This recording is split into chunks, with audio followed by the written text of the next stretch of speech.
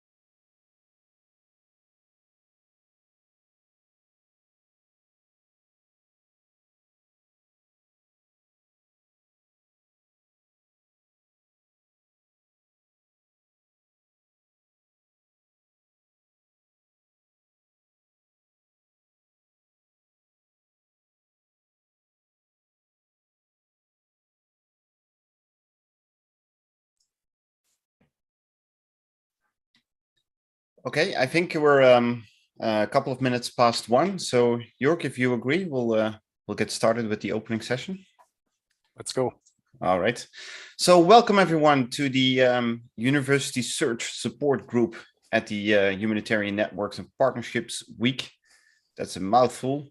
That's why we use a lot of acronyms probably. We are very glad to see you join us this year. As you probably know, the HNPW is a large annual conference and gathering of humanitarians around the world where a lot of different topics will be discussed. And a lot of these topics touch upon things that we experience in our daily lives, touch upon things that happen throughout the world and affect people's lives, unfortunately, on a daily basis.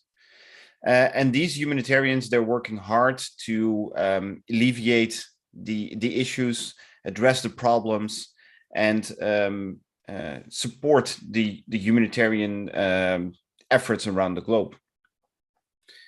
And every year there is a lot of topics to be discussed, and the issues keep emerging, new opportunities arise, and challenges keep cropping up. And that's why we also not only need to look at the humanitarian community itself, but also need to look outward. And one of the places we're looking to is the next generation, is the new people who are coming in, who will be our future humanitarians with fresh ideas, students who are doing research, young career professionals with fresh ideas. And we think it's important that they also participate in this community, in these discussions that are going on in the next weeks. So that's why Jörg and I are very happy to organize these sessions for you, to welcome you to the humanitarian community, to be a bit of your guide, if you want, your concierge almost, helping you find your way around the humanitarian networks and partnerships community. So in a few moments, we'll go through the agenda of this opening session in a bit more detail. Welcome you to the HPW, show you a little bit what we've done in the past years. We'll also have a welcome from different speakers, including the United Nations Office for the Coordination of Humanitarian Affairs, the main organizer of this event. But most of all, we hope that after this session, you are eager, excited, and ready to engage with all these different stakeholders, all these different networks and sessions that will be there in the next 3 weeks. But we will remain at your disposal. With that, Jörg, any welcoming words you would like to add? Yeah, thank you, Kenny. Just a few from my side. So first of all, good morning, good afternoon, good evening, dear colleagues, wherever you are in the world. It's again a very great pleasure for us to welcome you to this session, to the opening session. We have made some very good experiences in the past, and we do hope that this will continue into the future. And in addition to what Kenny has already mentioned, I think for us it is a great achievement that we see a number of very familiar names of current students, of former students, who have now started as early career scientists or practitioners, depending on their respective background and their career paths. But of course, also some other colleagues who are just attending due to their own interest. And I think this is also the very spirit of these sessions that we offer. You will know that this is the first out of 5 sessions, so we will be with you throughout the entire HNPW conference and collecting information, collecting experiences from all the participants who will enrich our sessions. With that, I think I hand back to Kenny to start the session. Thank you so much. Thanks, Jörg.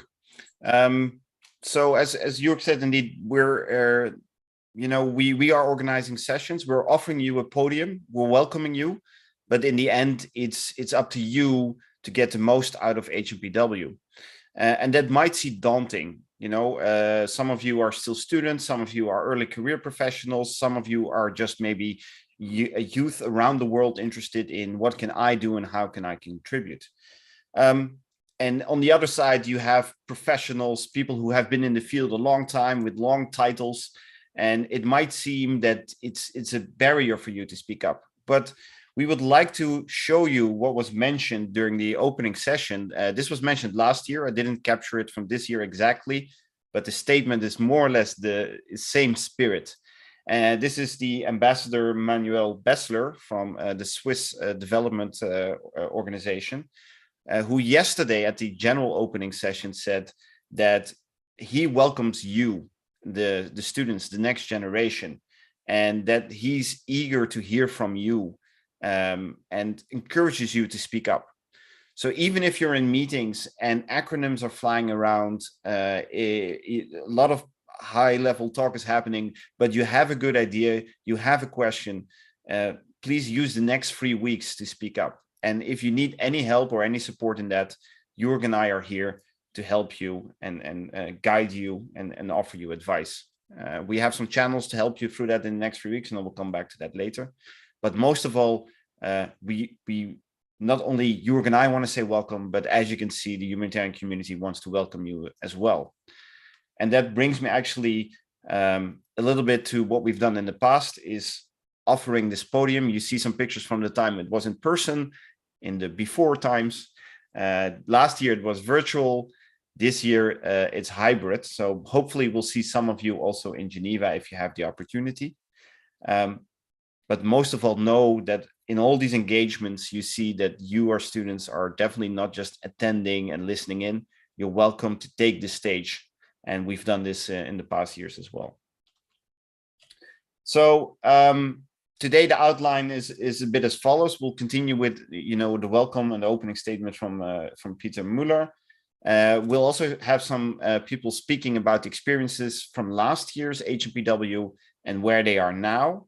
And then we'll continue a little bit with advice on how to get the most out of the HNPW. So we'll try to wrap this all up in the next 1 hour and 15 minutes. So please stay in the session, and throughout, if you have questions, kindly let us know. So that brings me to the opening remarks of Peter Muller. We already said that the humanitarian community is eager to hear from you and welcoming you. And to to extend that welcome, we've asked the emergency response section, should know these acronyms by now, to also extend that welcome for you. So we have Peter Muller, the global lead for UNDAC, joining us. And actually, Jürg and I met Peter last year in Kenya during one of our trainings. And also there, he spoke to students on a remote connection and inviting them to join the community. And some of them are also in this call. So with that, Peter, can I hand the floor to you? Sure, yeah. No problem. Thanks a lot, Kenny. Thanks, Jörg. It's good to see you. And welcome everybody to. I guess this is one of the first sessions of the HNPW this year. As Kenny mentioned, we are organizing it in OCHA Geneva. In particular, I think a lot of the work is done by the Emergency Response Section, which is part of our Response Support branch. So a lot going on, because we're not only organizing conferences and trainings like the UNDAC training that Kenny referred to, but also we're responding. So we have a number of our people, including my boss, Sebastian Roth-Stamper, is now involved closely in the Ukraine operation, and we have a number of people from the office as well. So it's heavy lifting, but hey, that's the way we work. We have to work. Respond, prepare, discuss, learn, and get better. And I think that's so that's what we do on a daily basis. And so it's a pleasure to welcome you, because yes, you are the new generation or the next generation of humanitarians, and these are great opportunities actually for you, but also for us.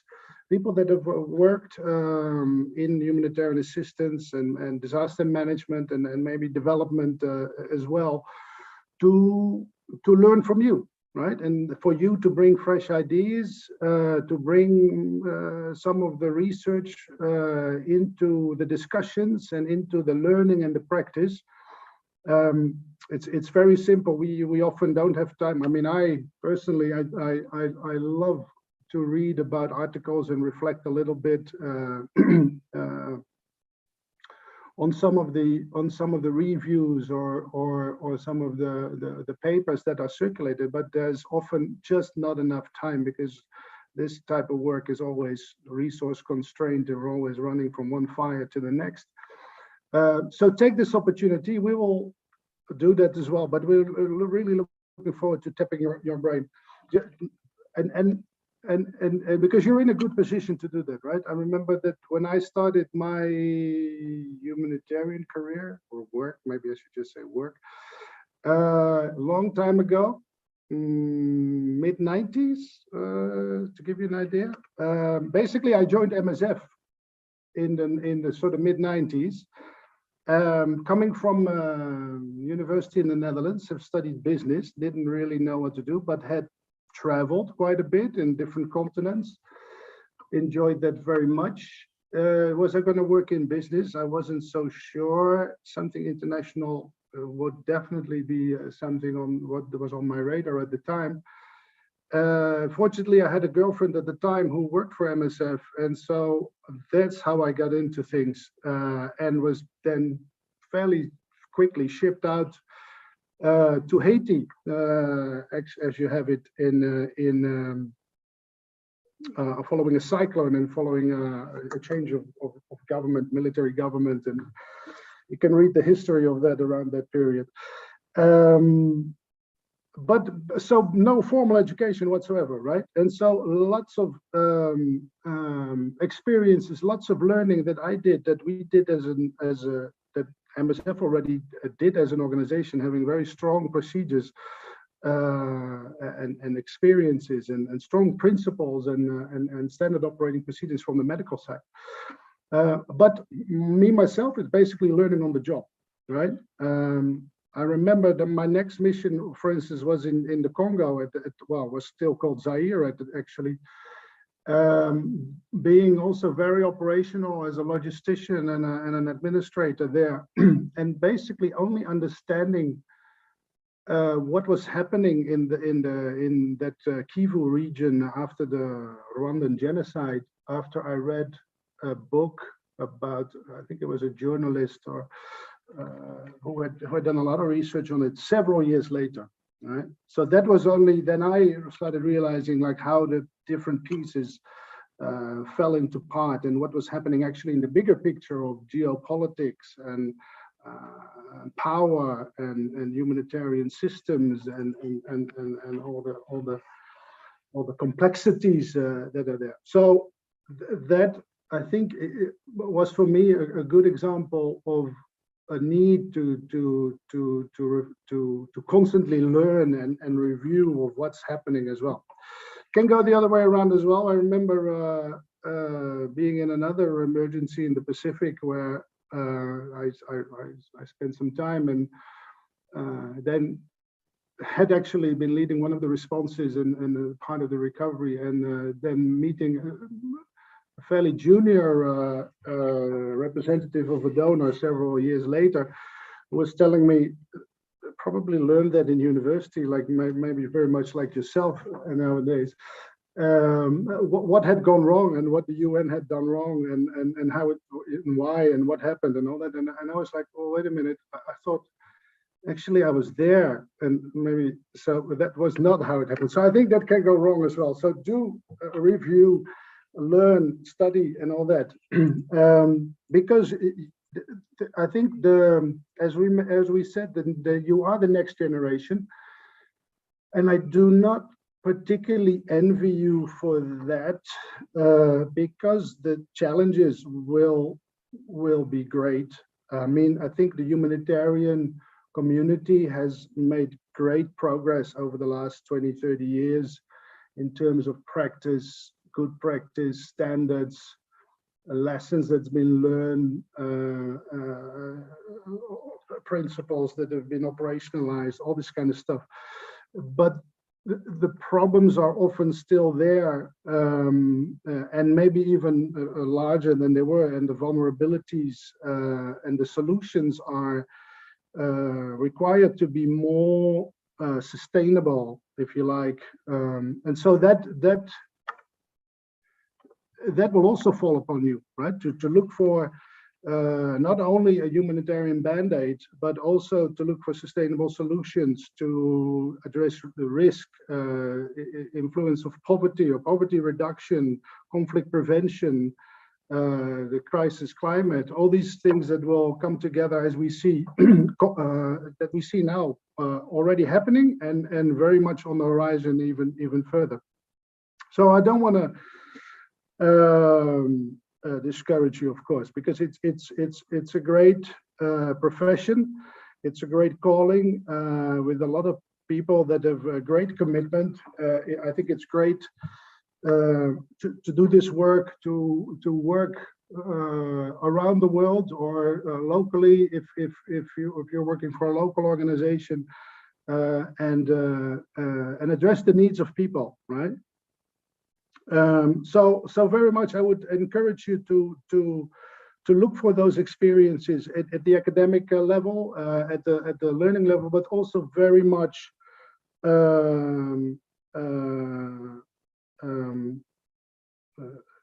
maybe as a tip to explore that as soon as you can if you're starting your career at the field level. You know, so go and do voluntary work, get experience, join an NGO or a local organization, speak with, if you do that, you know, work with and talk and engage with people, you know, with drivers, with shopkeepers, with mothers, with children, with soldiers, with teachers, with doctors, with nurses, with mayors, with policemen, whatever. Because they will give you the local perspective. They will give you the nuts and bolts of what's happening, and that places you into perspective. I think if that places things into perspective, that you will also get from the more academic side, if you like.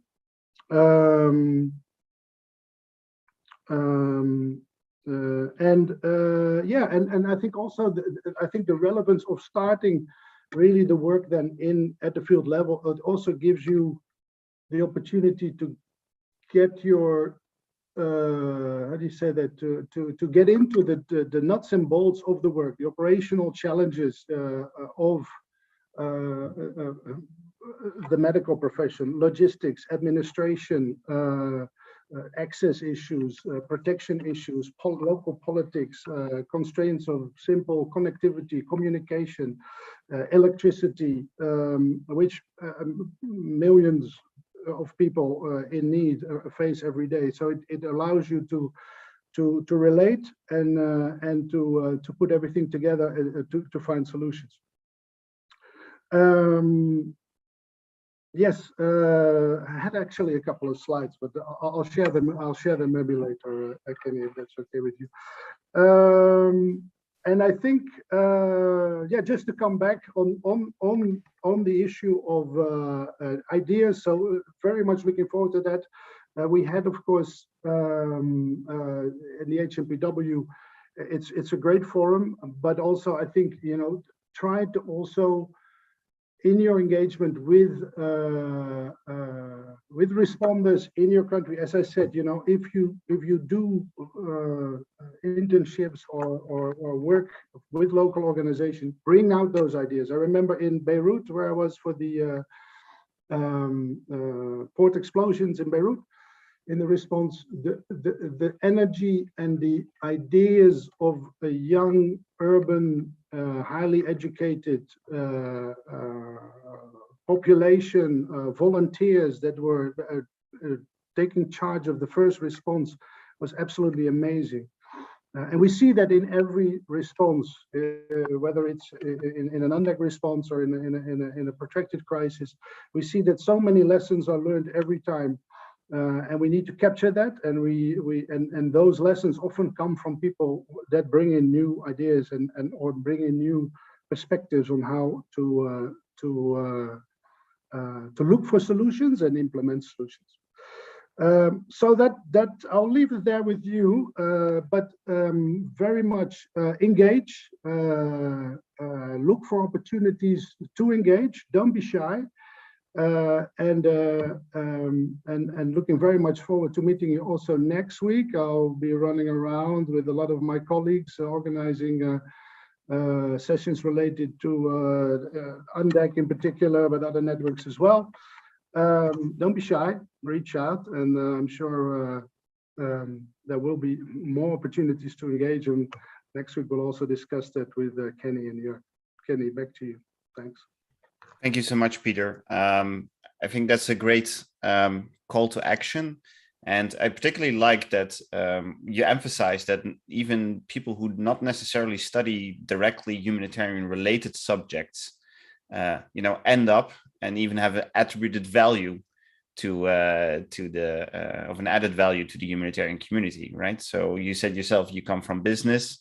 And I know I can see from the students that are in the call, and I know some of them, their background, there are people indeed also currently in business studies, you know, that haven't even thought about that, you know, entering the humanitarian world. So I think that's already a great insight. Jörg, is there anything you'd like to add before we continue? No, not at this point. I think you should continue with the program right now, unless there are some immediate questions from the auditorium. So people, if you have anything that you want to bring back to Peter, some comments or a question, please go for it. Because Peter at one point also has to leave for next appointments and next meetings. So please use that chance. And I can only emphasize what Peter has mentioned, what Kenny also has underlined. Within this very, very dynamic field of these international disaster management and humanitarian relief, we see so many different disciplines, and we need so many different disciplines. And also in my own case, I started as a physical geographer. My background is in climatology and remote sensing. And my own personal tipping point came in 2004. After the Indian Ocean tsunami, when I thought, well, there must be something else than just going along with a very traditional academic career. And so I left university and I changed switched to an organization that was involved in an early warning system that was built up in those days for Indonesia. And since then, I'm more in this context of disaster management, but still see the need that scientists and academics can contribute. Yeah, and this is what we do. We do with our technical knowledge, let it be in geospatial technologies, let it be in information management, all these different aspects. And this is also your chance. This is where you can make the difference. And this is where what is increasingly requested from different organizations. But I want to stop talking here. So if there is no immediate question, Kenny, back to you. Yeah, I see one question from Sjoerd, maybe quickly before you have to jump off, Peter. Sjoerd is asking, in your opinion, would it be of more value to volunteer in a local practical organization or a larger strategic organization as a starter? So I think this sort of relates back to your comments about the first experiences and the field experiences. Yeah, definitely. Speaking of my own experience, I guess, but having met a lot of other people, of course, over the last decades, I think to start in a local organization would be much more valuable. It allows you to put things. It's much easier to put things in perspective once you've experienced the issues on the ground with your feet in the mud. Rather than maybe working for a big organization at headquarters or a ministry somewhere and talking about poverty reduction, conflict prevention. What is that if you don't understand how millions of people live in poverty or under conflict and all that? And so definitely, I think that is the way to start, because it gives you a grounding and you can relate then to the bigger policy issues or concepts that shape this world. Yeah, excellent. Thanks, Peter. And maybe in addition to this, when you read the vacancy announcement, especially of larger strategic organizations, you will find the statement that, of course, prior experience and local knowledge is very much appreciated. So at one point, you will need to get this firsthand experience before you can start to dig deep into these larger organizations, because they will very much appreciate your knowledge. Yeah. I also see that Hassan makes a good comment, right? So local NGO is also a key actor in the emergencies, right? It's always the local people, the local organizations who are there already, who have the local knowledge, who respond first, and they get supported. So I think, we are all in consensus that if you have the opportunity to get feeling with what it's like in the field, even though it might sound nice to sit in a desk chair in Geneva or New York at some point, the numbers, the tables, the words on paper don't make a lot of sense if you can't translate what that policies mean in practice. If you can't imagine a number in a spreadsheet representing that lady you've met somewhere at some point. So yeah, definitely it gives you a deeper and more comprehensive view of humanitarian aid. So if you have the opportunity, and this is the added advantage of, I guess, most of you being young and relatively flexible compared to us who are a bit older, use that opportunity to go out into the world. Thank you, Peter. I know you have to go to your next meeting, yes. But thank you for your contributions, and we'll run into you at other events throughout HNPW as well. Thanks a lot, Kenny. And actually, it is about a review of the Madagascar response that we recently did last month. So someone fortunately is capturing those lessons as a researcher. So I'm heading off straight into that meeting. But everybody, good luck, enjoy, and hope to see you next week. Thanks a lot, Kenny. Thanks, Jörg. Thanks, Peter. Thanks, Peter. See you. Ciao. So that brings me to the next point. Peter already mentioned there's a lot of different things happening throughout HNPW, and you might have heard about these areas of common concern. I'll come back to that a little bit later in the talk, in the opening session, but these are thematic areas that you will see throughout the different sessions. So you will see a lot of different networks, a lot of different sessions, but these are topics that span the entire conference. And what I would like you to do as a bit of interaction before we continue is to go to the link I just posted in the chat. and ask yourself for any of these topics or combination, what is your idea? You may have read them on the site, you may have some opinions or comments. So I would ask you to use the link I just put in the chat and write a brief comment, and you can check out if it's an idea or not. So I'll show that on my screen as well. So it's just a simple Google form, who you are, what it's about, your idea, and then which area it relates to. So why, I will show you at the end of the session. But if you have, based on what Peter said, based on your own experience, based on your resume, already something that you think is worth remembering for the HNPW, for us, something that you want to make sure that ends up in the notes, you can use this form, and I will circle back to that a little bit later. The form will stay available throughout the entire HNPW. Okay, so with that, we'll go to our next speaker, and I think I saw her in the chat, so let me give her the permission so she can join us as a panelist. Let's see. Yeah, before we start here, let me quickly introduce Natalia. This is a special pleasure of mine because some years back, Natalia Makaruk started as a joint master student here in our joint master program in Bonn, which is called Geography of Environmental Risks and Human Security. Natalia is from Ukraine, and she will introduce you to her career pathway so far. So how she started here as a joint master student. Also, she was involved in the HNPW some years back, and her appointments now and her professional activities. And without further ado, Natalia, over to you. Great to have you. Thank you. Thank you very much, Jörg. Thanks for having me here. It's a pleasure now to speak out, to talk about my experience, all the paths that I went through to be now at where I am, being a humanitarian worker / disaster risk reduction worker. So I would like to share my screen right now,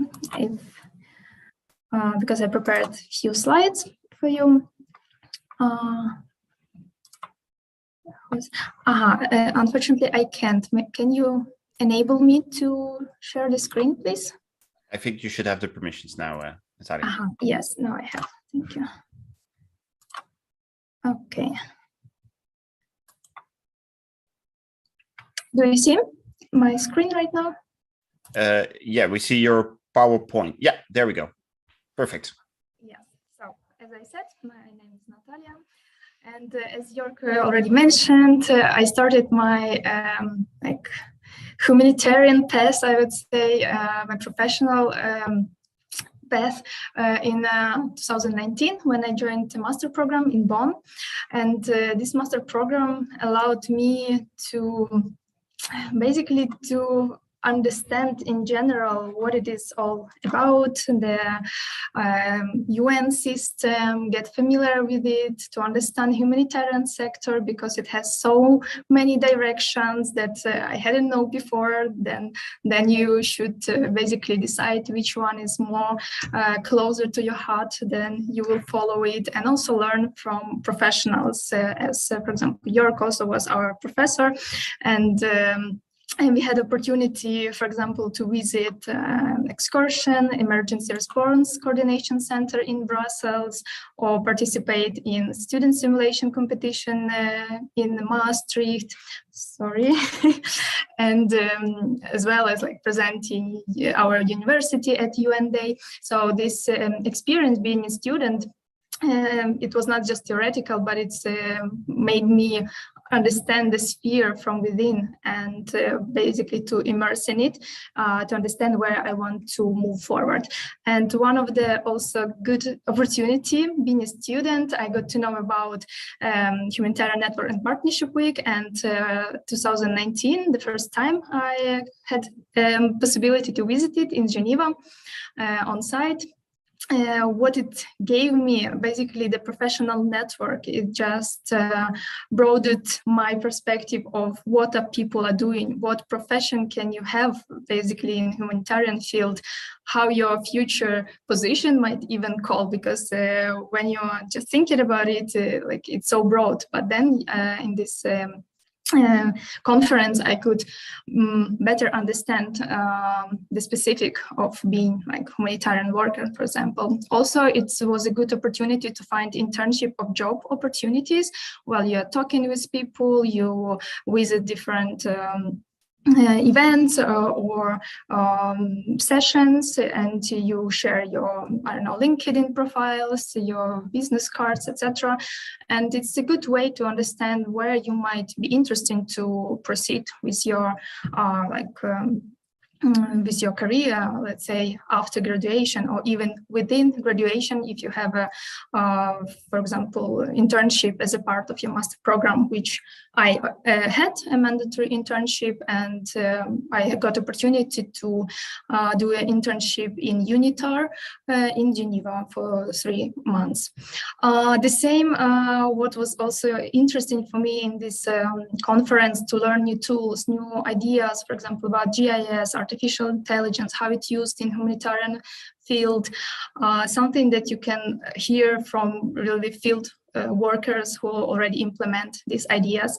And the most maybe important, to build new friendships, because here in the conference you meet like-minded people, and it's might even turn into further friendship. And after gathering all of this experience at university, at conferences, after graduation, I started working at Impact, which is also known as REACH from 2021, as a disaster risk reduction assessment officer. For someone who is not familiar with Impact, it's a Geneva-based think tank that helps via data, capacity building, partnership building, to improve humanitarian and developing assistance around the world. And we are present in more than 25 countries, as well as the mission, like the office was also in Ukraine. So I was based in Kiev, and most of my work was related with disaster risk reduction, but within humanitarian context. So as it was mentioned before, there are like different spheres. So it was more like environmental nexus that we have been focused in, basically how humanitarian context in Eastern Ukraine influence hazardous facilities in surrounding areas, vulnerability assessment, and so on. So 3 of my main achievements, for example, during this year, that was area-based risk assessment. In the screen, you can see like some print screens of this report that we've done for Mariupol region. Also, it was drought risk mitigation assessment in 3 regions in South Ukraine, as well as making city resilient project initiative in Mariupol city. And basically in these photos, you can see it was just 2 weeks before the massive invasion started in Ukraine, the war started. Me and my colleagues, we gathered Mariupol city council representatives in order to conduct a workshop and build a resilient strategy for the city. Yeah, so I hope it will be still relevant when Mariupol will be free and we can rebuild this city. And now, when the war started in Ukraine, we started to do more like humanitarian, provide humanitarian data and maps for humanitarian assistance. For example, like agrarian sector in proximity to conflict. Because you know that Ukraine is a big agrarian hub and exporter, and we try to understand like how it influenced the food security, agricultural sector in Ukraine, in the world, as well as mapping different destroyed buildings, destroyed cities already. And one of the work that I'm also responsible for is hazardous facilities in proximity to conflict, but they are not publicly available, just for humanitarian use. Basically, that's it. What I would like also to mention is that we are, as young professionals, as you see, in 1 year, just after graduation till now, a lot of work was already done. And as already Jörg said and Kenny, that it's important yet to enter local organization, even though it's a big international organization impact, but they have local offices, and basically we worked mainly with local authorities, with people, with local organizations, local partners, and that made me to immerse into the context, situation, and from now I can better understand the situation. I can apply this knowledge to different contexts, humanitarian contexts, so it's very important to start with that, I would say.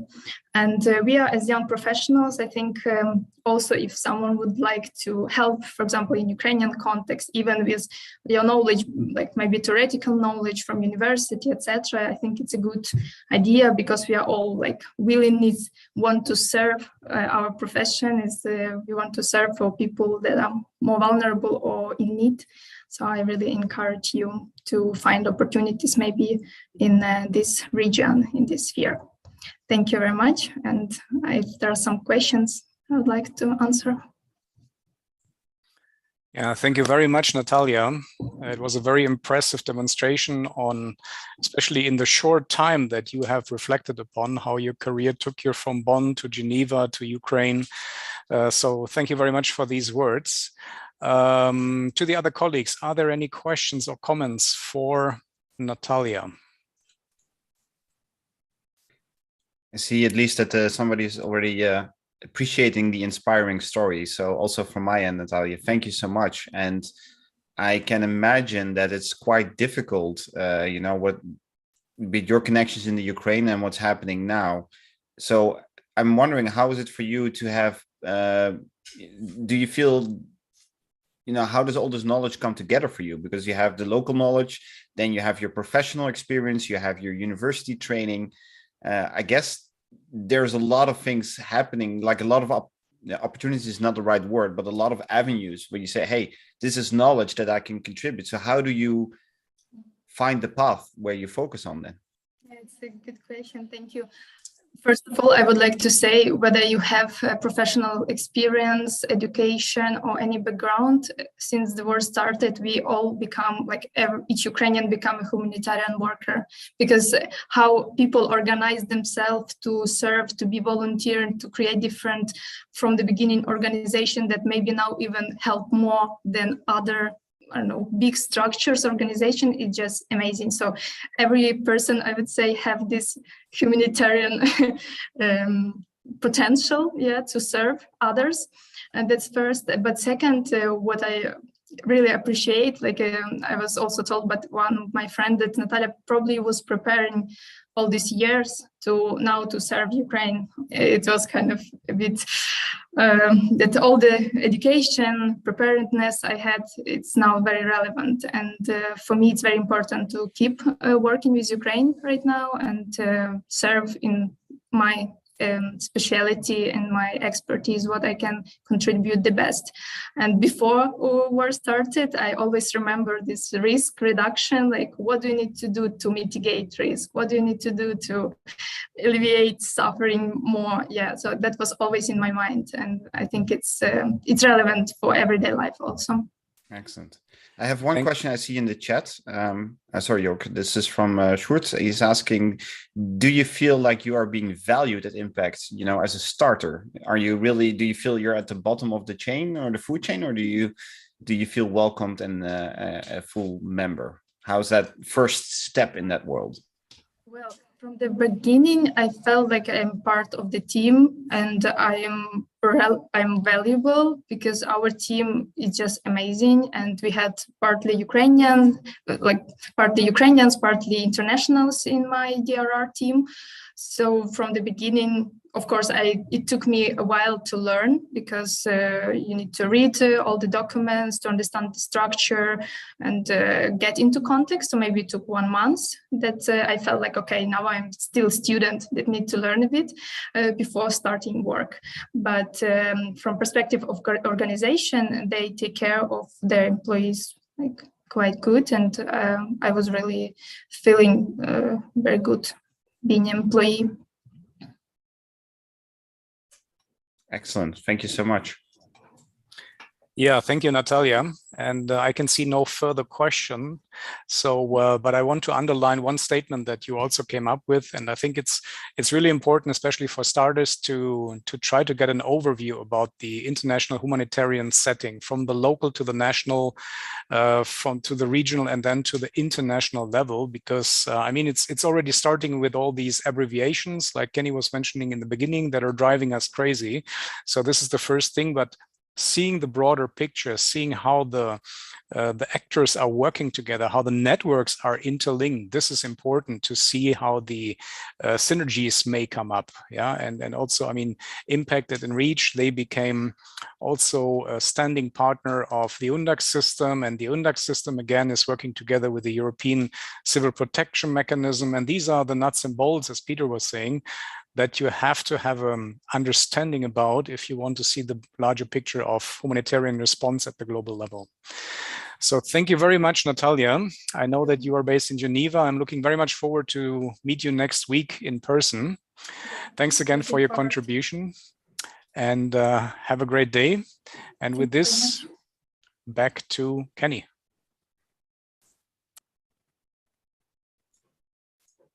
Thanks, Jörg. So we have 2 more speakers for you. So the first one is Prerna Jha, who joined the HNPW last year as a student from not from York University, not from my university. She found us, I guess, through social media online, joined the humanitarian community sort of blank, I would almost say, but really in the 3 weeks that HNPW lasted, she really went from just listening in to somebody who was actively engaging, discussing, and sharing the experiences. And I think for us as USSG, that was really what we aim to do, right? That was an example of what we're trying to do. Students from around the world who are maybe alone or don't know the humanitarian community, don't have these links, offer them a place they can go and help them, guide them into the humanitarian community and connect with, I think she even called it the family. And if you're interested, she also joined the radio HNPW, which was a podcast series happening last year. And she joined in that conversation, the head of one of the senior managers of UN OCHA for a discussion on the local community. And I will put the link in the chat, of course, not for during her talk, but later. You can listen to what she's shared there as well. Prerna, can I give the floor to you? Yeah, hi, everyone. Thank you so much, Kenny, first of all, for such a sweet introduction. I'm really sorry. I was running through my meetings, so I was not able to find a quiet place. So this is the most I can arrange.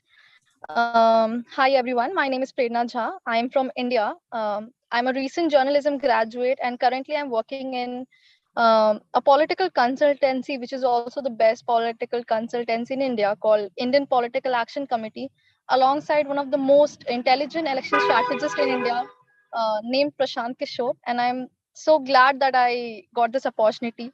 So after this, I have one legislative member to meet. So I'm just giving I'm just joining this through my card.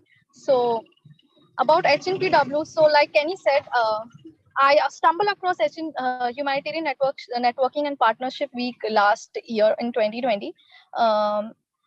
In 2021, I guess, yeah, 2021. And I stumbled across it through social media, and I decided to apply because like I said, I was very much interested into humanitarian, and I wanted to know different perspective and different branches of it. So I registered online, and then luckily I got through it. And I remember Kenny reaching out to me and telling me how I should actively participate. At the beginning, I was quite nervous because most of you guys are from European countries, whereas I'm not. So I was not very sure that if I would be able to participate in that way or not. But then him and David, I should give a huge shout out to David also. He also made me very comfortable and helped me, to move smoothly around the entire podcast thing. And I'm still to the date, I'm very grateful for the HNPW, because through it, I was able to find one of my mentors currently named Vicky. She's a human rights lawyer, and I met her through HNPW, and she has helped me a lot with my confidence building and with overall journey in life, because I was a law student who had no idea how to start my career. But then through her guidance and through HNPW, it helped me understand how politics is also an important part of humanitarianism. And without politics, I don't think so any branch of our lives are aloof of politics. So it made me understand that how important it is for a country like India to have voices, female voices. That's why I decided to, move a little bit away from humanitarianism and learn about politics before, so that, I can create impact in a huge aspect. So that is about me. And yeah, I would like to share my experience about the podcast, which I think the Kenny has shared the link also. So about the podcast, I feel myself very lucky that I got an opportunity to, represent youth and my generation alongside a very lead member of UNOCHA. I am so glad that I got the space, which, all of us as a youth always talks about how we want a space on the table, how we want to represent our generation, our community. So I feel myself very lucky and blessed that I got that opportunity to represent not only not only my community, not only my country, but also us as a youth. And I would suggest, the only suggestion I would like to give the younger generation, or the people who have joined HNPW this year, that you should try to get the most out of it, make networking connections, because you never know who you can stumble across, because there are so many people who are from different backgrounds, and you'll get to learn so much. So that is my number one tip for you, for anyone who's interested in humanitarianism. So that's all about me. Thank you so much for giving me this opportunity. Thank you for joining us, Prin, all the way from India. And what I really liked about your talk is well, there's a couple of things. So first of all, that you found us through social media, that we offer a place even for people from India, from the global south, who are not maybe as easily connected as we are here in Europe. But also that HNPW is more than just a humanitarian community. It's a place where you can network, you can also learn about yourself, what you find interesting. You can find people who can help you in the next steps, and whether that's going into real operational emergency management like UNDAC, or if it's indeed a different direction that still has a link with making the world a better place, and including fairness, open democracy, all these elements. So I think that's a really inspiring story. And it's actually, when we were chatting, when we have a conversation per email, you said, well, I'm not really in the humanitarian aid anymore. But still, it's interesting to see that you're still involved in making the world a better place, which I think is the ultimate goal, rather whether you call it humanitarianism exactly or the broader sense. And that HNPW has helped you to connect with these with like-minded people. Yeah, so thank you so much for that. Thank you so much for having me. Thanks. Good luck with your work. If there's any questions, Sabrina, you can for the other participants, you can put them in the chat, and even after the call, we can get in touch. All the best, Sabrina. Thank you so much for sharing. Thank you so much. Yeah. Okay, so I think we had a few people, Jörg and I, Peter, Prena, and Natalia, already talk about, what the HNPW in general is, why it's important to get the new humanitarian community involved, the next generation involved, that you should speak up and that you should engage. But then you might still end up with the question, okay, that's great, but how do I do that? How do I get the most out of HNPW? If considering that some of you are remote, that some of you are not in Geneva, that you're young, you might not know the people directly. So the next part of our session, we want to talk a little bit about, how to achieve that potential that was highlighted by the previous speakers. So in other words, how to get the most out of HNPW. Before we continue with that, I would just like to remind you that if based on the stories you've heard so far, you have already ideas, insights, comments, anything you think, hey, this is really interesting, or even a personal observation thinking, that what Natalia said is really valuable, we should remember that. Feel free to complete the Google form, because that will be our log throughout the HNPW. So even if in this short session you already have some ideas, personal ideas, remarks, clever observations, feel free to share them. Continuing now to the part about getting the most out of HNPW, we have joining us Thomas Peter, who I can tell you is one of the most notorious people to find a picture from online. I spend a good portion of my morning trying to find one. So maybe that's the mystery of Thomas Peter as well. But I'm so happy he could join us because he is incredibly busy. He's essentially running the entire HNPW behind the scenes, technically the organization, getting the information out. But we've invited him to give you some practical tips and advice on how to get the most out of HNPW. And I'm very happy, we are very happy that he could join us. Thomas, very welcome. Would you like to do a brief introduction of yourself before we continue? Yes, can you hear me? Yes, we can. So now's the chance to take a picture of me. Yeah, smile, I'll make a screenshot. Yes, so thanks for inviting me here. I'm Thomas Peter. I'm working in OCHA for 25 years almost. And I've been always working in the area of information management and early response to emergencies. And for the last 8 years, I've been tasked to coordinate the HNPW. And in those days when we started in 2015, it was small endeavor because we had some 8 networks and 400 participants in a face-to-face meeting for 1 week, piece of cake to organize it. And then every year it grew, and more networks joined. So from 8 networks in 2015, this year we have 53 networks and partnerships. And I have to point out here, it's not very clearly defined what that is, network and partnership, but in general, we accept and register partnerships and networks, everything that is a consortium of different entities like academia, organizations, member states, and different entities who work together to solve a humanitarian issue of any sort. So roughly that's what we call. Some of them call themselves partnerships, some of them call themselves networks, some of them consortia, whatever. So we use this name, networks and partnerships, for that.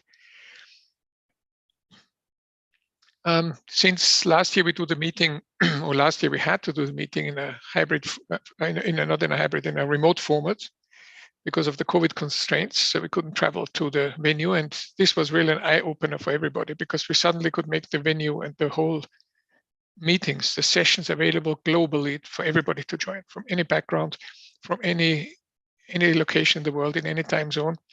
And we could actually schedule the sessions also in different time zone, which made it very easy for everybody to find a slot. So as an advice for you students who are interested in exploring and identifying maybe opportunities, and as we heard, finding someone with whom we collaborate, you can, you probably at first instance get lost a little bit with the offered information because there are some almost 270 or 280 sessions already scheduled. Some of them are private. You cannot register for those. These are board members who are invited to discuss internal issues. So don't worry about those for the time being. It's nothing secret or confidential. It's only that they want to discuss their own things behind closed doors if you want, but we keep it in the program for transparency reasons. You will see when you register for sessions, and that's the beauty of attending remotely, you can register for all the sessions that you're interested in. So you have them in an overview, and you would receive automatic reminders 3 days before, or 2 days before, 2 days before the event, and 3 hours before the event, another reminder. So you can't overlook it easily. So you don't have to necessarily put everything in your Outlook calendars or Google calendars. So that's the first thing. So once you have registered for let's say 50 sessions of interest, there might be overlaps, and then you can jump around between them. You don't have to attend them from A to Z, because you will see that some sessions, they have very lengthy starts, which might not be interesting with opening speeches. And then they come into the substance. You have to explore a little bit how it goes, and you can come in and go out as you wish. I mean, it's maybe not a good practice, but as you are observers and explorers in this context, maybe something to consider, to not, now I've joined the session, now I've sit 2 hours to watch until the end because I'm polite. It is polite to be there, but in a remote event, you can go in and out. You will see that there is a lot of expertise, and again, it is not easy to find. You probably find this in most sessions, I would assume. You have a lot of expertise, people who have been in the organizations for and work in this humanitarian field for very long, who understand the problems and not only the solutions, because sometimes if you have a dilemma, a challenge, then it's very easy to jump at, we do it like this, or we do it like that. And one thing that I've learned in my career in this international environment, it is not about the best workable solution. It is about the best workable compromise between all the different actors who have to work together. So if someone says, no, we do it like this because we know it works and that's how everybody should do it, then already you cannot work together in this environment. You have to be ready to listen to others. Other cultures have different ways of approaching things, even different ways of communicating. And then it is a consensus building in this environment, which is sometimes lengthy because everybody has to digest new approaches, even if he doesn't consider them as good as others, and come up with a compromise that might work. So that is something one has to understand when you go into this, when you hear these debates and it doesn't move forward and it's going again. You say, why are they so complicated? It is because it has to be like this, because we are different. Different people have different aspects. You also see people with vision and innovation, and that I believe personally are the very interesting contributions. And if you find those, if you go into a session where you have a dynamic discussion about something that should be taken forward, crazy ideas, thinking outside the box, putting things on the table that actually can improve something, then it is a good starting point to take this forward. So all this you might experience in the sessions. And as I said, be ready to explore as much as possible. You also have a virtual exhibition area where you can just read a little bit the abstracts that are there about what type of information is going to be exchanged. Look at the session abstracts. Each session has a short description about what they want to achieve and what the outcomes should be. So it might also help to direct you a little bit in what is interesting. Obviously, you can't attend all of them. During the event, depending on the session, you can ask questions, you can engage. It is usually, and from my own experience, don't be afraid to ask what you might consider stupid questions, because there are no stupid questions. It stimulates. And if you have a question because something is not clear, you can assume, even if the room is full of so-called experts, there are many of them who don't know this either, and probably who wanted to ask the questions and don't dare to do it because they think they don't want to be someone, I should know this, but I don't. And this enriches the discussion. I'm not saying that you should ask all the questions all the time, so interrupting the meeting too much, but if you have questions, I think it is a good opportunity to engage constructively. You also have access to, once you've registered, you have access to the participants of the sessions. You should go to the registration form. You can open this link, and then there's a button that says participants. You see who has signed up. Now, this registration of participants is a sort of informal feedback for the session organizer and for us to have statistics about the event, but it doesn't indicate that these people will really show up or attend the session. So take it as this. Don't take it for granted, but it's still a good idea that you see who is coming. You will also see how sessions are organized and how meetings are run. Some you see will be very formal with high level or senior level opening statements, and they have a sort of a very rigid way to introduce things and to talk about topics, and you have the impression that most of it is already pre-cooked and already pre-agreed, and it's only a sort of a formal mechanism to agree in public on certain issues that have already, of course, been discussed in the corridors and in the preparation of the event. So these are important elements in developing progress. Because you, at one point, even if you agree in bilaterally, this is a good idea, we should do this, you organize the meeting, you write concept notes, it's already pre-discussed. So you don't come to a meeting with an empty sheet of paper. The more it's pre-discussed, the better it is, because at the meeting, then formally it will be agreed. There are very few people usually who don't know about this, and they all say it. Yes, we endorse this. That is how it should go. But then you have a document, a meeting summary, a report, which was opened by senior people, gives it authority and credibility to take it forward. And that document it then can use to implement whatever you wanted to implement together with others. So that's another thing. Another important thing is these constructive meetings, these workshops where you have people discussing, visionaries, enthusiastic persons who have views, even contradictory opinions. And here you have to also, depending on what culture you come from, I've noticed this, you shouldn't be surprised how open some people discuss with each other, depending on how informal the event is. I've seen this. We had discussions in some meetings where we had different opinions about something, still constructive to look at to find a solution, but we were determined, almost shouting at each other in convincing the other, not angry, not aggressive, but some people perceive it as aggressive when you say, no, I disagree, we should do it like this. It doesn't have to do with this. So we're still friends. But we just have to get this out. In some cultures we learned this is not custom to do it like this. So don't be afraid if you come into a meeting where they get emotional about certain things, because some cultures are very reserved. They don't contradict in public in a meeting. So understand how the dynamics go. Depending on the culture you come back, depending on the people in the room, you might learn a few things and observe a few things about international interaction, which is maybe helpful to analyze, digest, and use it in your own repertoire once you are exposed to these situations.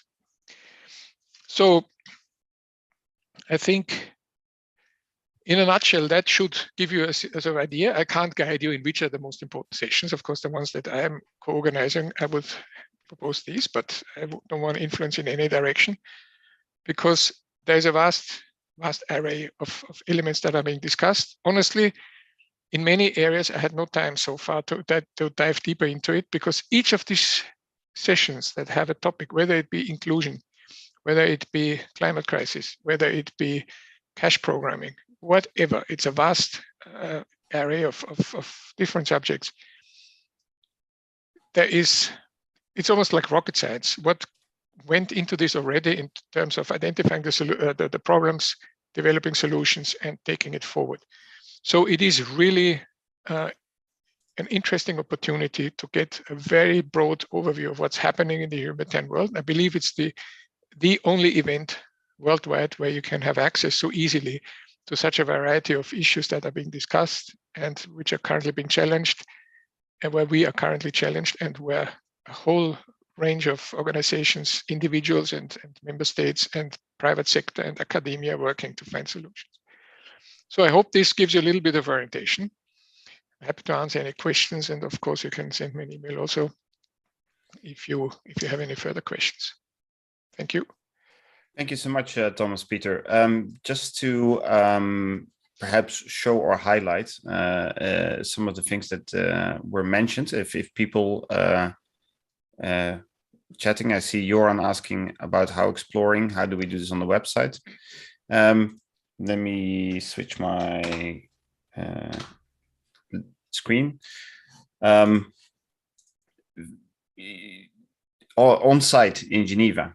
Okay, that's a good point. Perhaps Thomas, you can answer that. So Joran is asking how to explore. How do we do this on site? And I assume he means the humanitarian community and not necessarily Geneva itself. Yes, when you are in Geneva at the event, it's a good thing maybe to see what's on the menu. What sessions are held this day. We will provide a day overview of the program sessions, and you can attend those who you're interested in. We have scheduled, everything is about networking, so we have fairly long breaks between the meetings, like half an hour for the coffee and 1.5 hours for lunch, which usually participants go down in the ground lobby where the exhibition area is, and that's where different spots are where the coffee is being served and croissant. So that's where people meet. So if you meet someone, a presenter, someone who made comments at the meeting, or someone who you met in the meeting room, or you meet someone else, then you can, that's the time where you engage, and you will see that it's a very informal event. So that's how you can explore the opportunities at the venue in Geneva. I hope this answers your question. I don't hear you, Kenny. To some extent, this even applies to people participating remotely, right? I just wanted to show what Thomas mentioned. Let me highlight my screen. So first of all, on the side here, you have, that's the main place where you can find everything. There is the event program, right? This is the master list of everything that's happening at HPW. And here on the other side, you have the exhibition area, which is, stands you can also register for. Now, you probably already found these links to register, but each of you, all the students, have received from us an individual recommendation for the networks relevant to your study, relevant to your interest. So each of you has 3 networks and 3 areas of common concern as a recommendation. And you can use that list here on the left-hand side to filter down to these networks we recommended to you. So suppose that you're interested in logistics, there's a good chance we will have recommended for you to look into the networks of the Global Law Cluster, for example.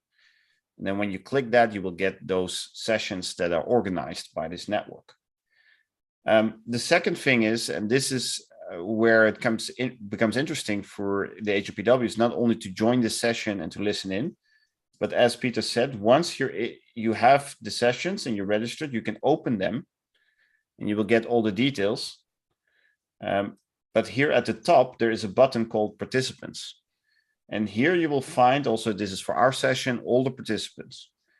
So in other words, once you're registered in a session, you will get the documents, you will get emails following up, but you will also get to see who else is in that session. So whether you're in person or whether you're participating remotely, the sessions are the place where you get to know the people, you find out who they are, and then after the session, you will have an opportunity either in person or remotely to connect with those people. So that's in general my advice, is to use the sessions as a see who's there, make yourself known, see who you want to talk to, and after the session, you will have options to talk with them over a coffee, send them an email, or engage with them. And the networks will keep you informed as well. I hope that captured a bit what you were saying, but then people know where the buttons are on the website to find it.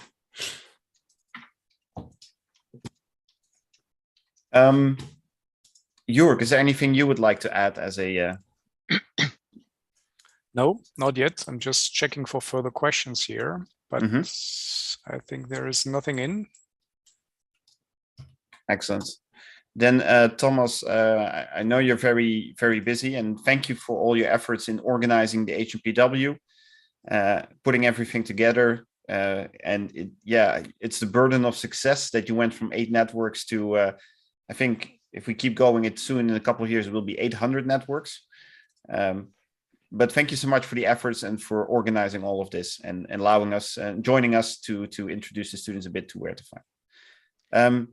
One more question here from Silvio for you, Thomas, is do you have a booth at the conference center? And I think she is referring, do you refer to us, Silvio, as the USSG, or do you refer to Thomas Peter?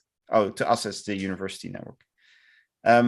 No, we don't have this year, but I will be there and Jörg as well. So we can agree on perhaps a meeting with the students and the people who are on site. Perhaps on Monday morning or before or between our sessions, we can meet in person and have a coffee and get to know each other a bit better. Okay. Yeah. And for those who are interested, Thomas Peter also has a booth, which is front and center when you enter. So you can say hi to him as well. Thank you, Thomas. Okay, thank you, everybody. And good luck for your meetings and good luck to all of you. Bye-bye.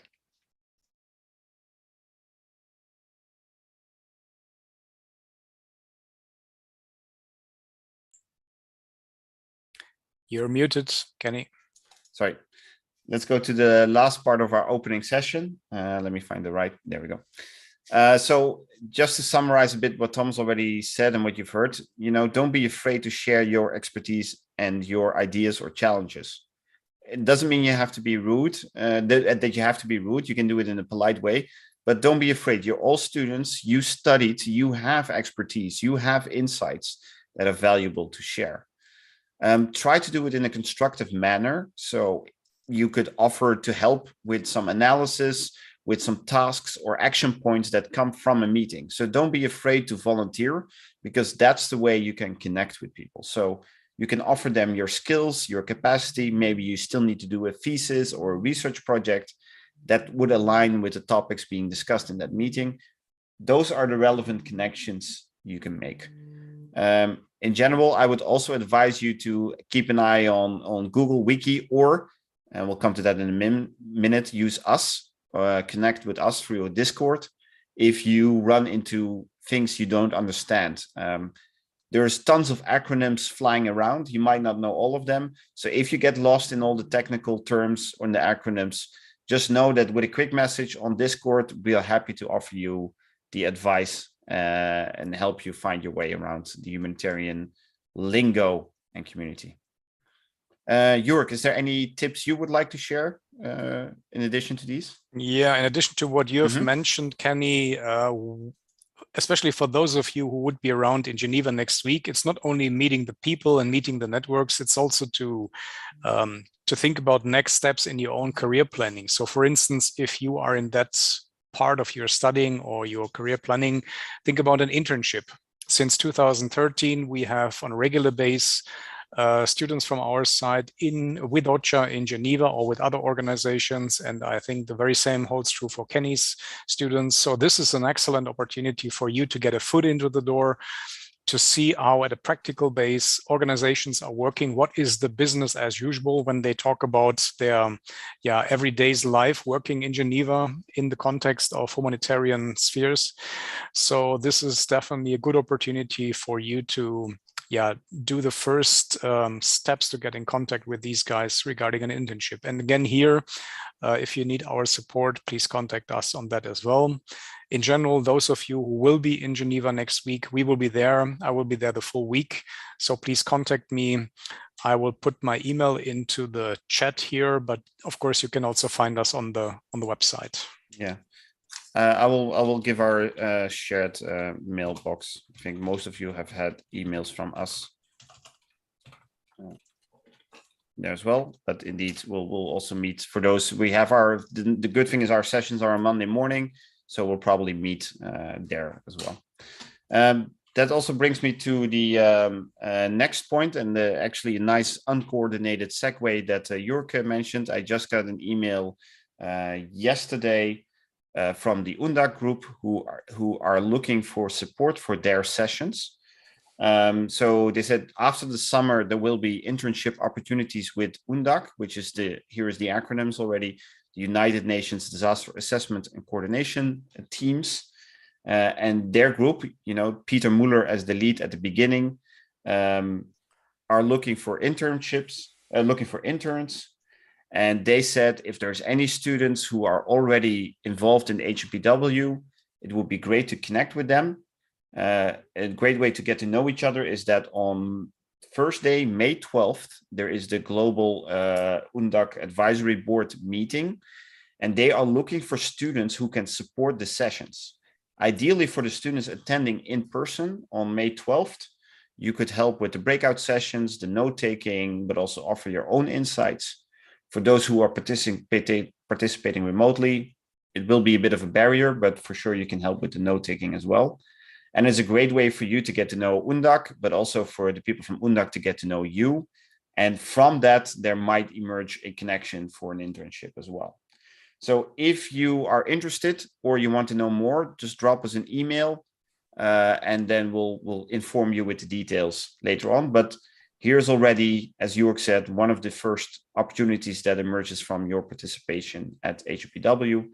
And if you want to take advantage of this opportunity, work with the UNDAC group at the HNPW and perhaps continue into an internship later, let us know and we'll facilitate that connection.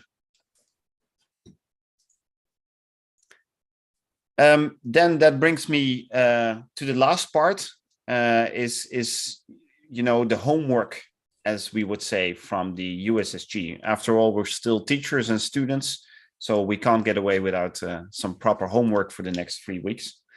But in all seriousness, after 3 weeks, at the general closing of the HNPW, we often, and especially last year, were asked if the students want to make a statement at the general closing session. So not only ours from the USSG, but the closing session involving the whole humanitarian attendees over the last 3 weeks, which now ranges in the thousands. Last year, we had 6 students who shared their views on what was then called the priority topics, which are now the areas of common concern. We worked with the students over the 3 weeks to collect ideas from different sessions, their insights, and in our closing session, we will work with you to formulate these into statements that can be presented by you in the closing ceremony, in the closing session of the HNPW. So last year, for example, we had Shivani and Matya talk about, climate crisis and the views of the young generation, the next generation, i.e. you, on climate crisis, anticipatory action, and the nexus. And for example, the statements range from saying that we should involve the local youth, because they have a stake in the game, they have the local knowledge too. We should open up in terms of organizational culture, like what Natalie was emphasizing, make young people already feel a valued, appreciated member of the team and give them the agency to make changes. So those are some of the statements. So how do we get to these statements in the end? Well, we're going to ask you to keep an eye and an ear open throughout the entire HNPW. And if you see, hear, or anything, if you have an opinion or an idea, let us know. That's why we kept sharing the form with you. So if you have an idea, then you could just fill in the form briefly with a few words. So it's our running log, actually, within the whole group.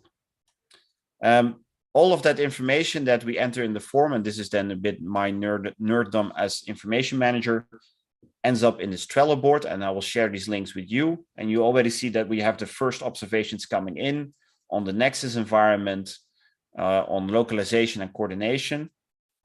So all this information will be accumulating over the next 3 weeks. Every time you fill in the Google form, it will end up on the board here in the different lists.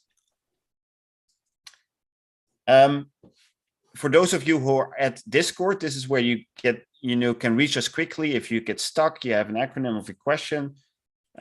We share the link with you in the email. So we'll keep an eye on that. I have it on my phone. So every time you need something, just let us know. And we set up a little program to remind you every time somebody makes an observation, then we'll put a message there as well. So on our closing session on May 19th, we're going to take all these comments and work with you to formulate the final statements that we're going to present in the closing session. Let me go back to many screens. Jörg, is there anything you would like to add on this part for the synthesis, the observations, the logging throughout HNPW?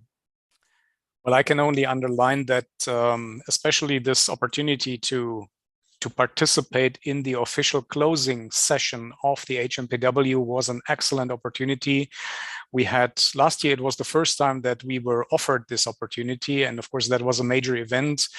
During the official closing ceremony, we usually have the USGs, so the Undersecretary Generals and the directors and ambassadors speaking.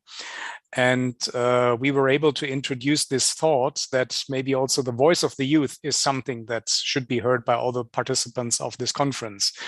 And in combination, that last year we have seen some 7,000 participants in total compared to the typical 2,000s that we had in prior years.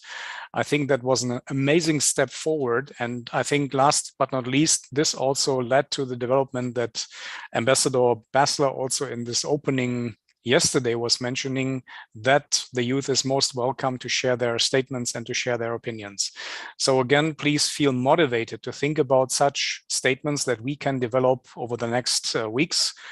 and then bring this to the attention in the closing ceremony. I think it's not finally designed, so we still are working together with the organizers on this, how it will look like. But I think there is a strong signal that, again, we will have the opportunity to bring in some from your side to come up with these statements. Thank you. Yeah, excellent. Thanks, Jörg. So this is the call to action as well. Keep that form open and available. Every time you're in a session, you see something interesting that you think we should bring into the general session that the whole audience should know. And this can be an idea, can be an opinion, can be a perspective. Feel free to add that form so we don't forget it towards the end. And throughout HNPW, we'll also be sending you some emails and updates as well. That brings me to the last part, which is the outlook for the next weeks. And then I'm highlighting specifically our sessions. So next Monday, we start with our Getting Started in the Humanitarian Field session, which will take place at 11 European time, so European Summer Time, 9 o'clock UTC. And in that session, we'll have very interesting speakers, ranging from somebody who just attended like you last year and is now working at the International Red Cross, all the way to the head of the knowledge unit at DG ECHO, who's been there for years, and a lot of other people who have entered the field. And in this session, we're not only going to ask them about tips and tricks and advice on how to get a career and how to get started, but we're also going to ask you what should change in terms of the humanitarian community. What should we do differently to make it easier to get the right people and so on? So it's not only from them to you with tips, tricks, and advice, but hopefully also some, again, recommendations that we could bring to the general HNPW. So that will be next Monday. And in the afternoon on Monday, we'll have a specialized session on COVID-19, where students and young career professionals who've worked on research or worked in the COVID-19 response will be sharing their work.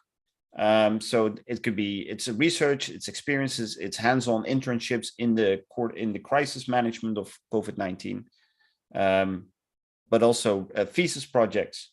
So that will be in the afternoon. The next day, May 10th, we'll have another special thematic session, this time not on COVID-19, but on floods, where again, we'll have students, researchers, and young career professionals sharing their work, their insights on floods and how academic knowledge has helped or is helping in response to these floods on a larger scale.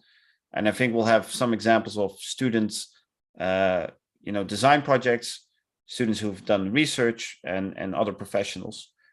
I think we're taking a lot from the floods that happened here in Western Europe, but of course the idea is that this knowledge and the ideas that we present here should be generalizable.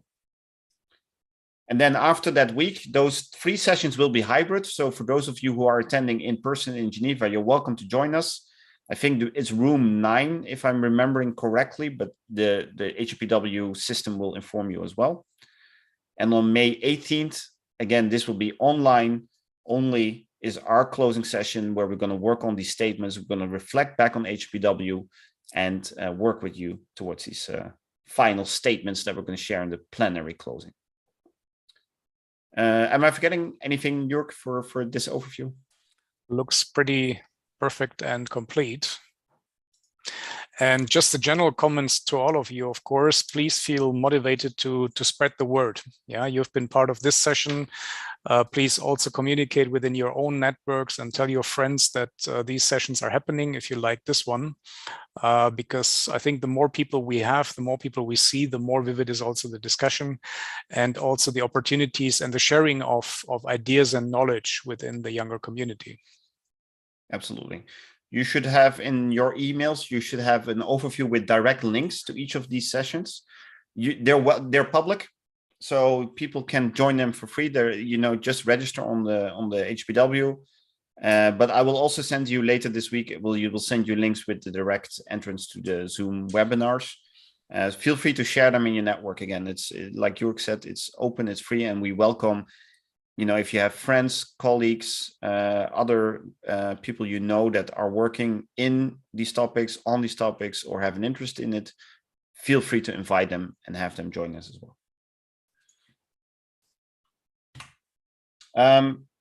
This is the last slide about how to get in contact with us. I'll make sure to all put it in an email following the closing of the session. But in general, remember that you can reach us via the email box that you have, or if it's a short message or you want to connect with others, then you can use Discord, where you can chat freely with each other.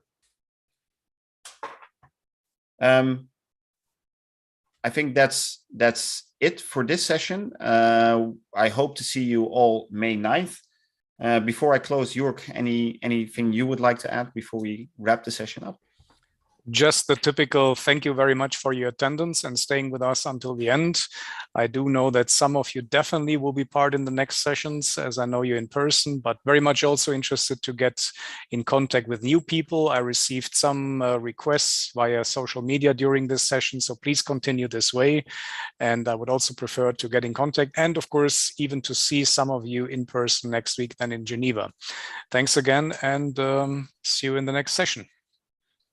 Excellent. Thank you so much, Jörg. Thanks everyone for attending. We're happy that you're connected with us, and we look forward to working with you in the next 3 weeks. All the best. Good luck at HNPW, and we'll connect soon. Thank you. Bye-bye.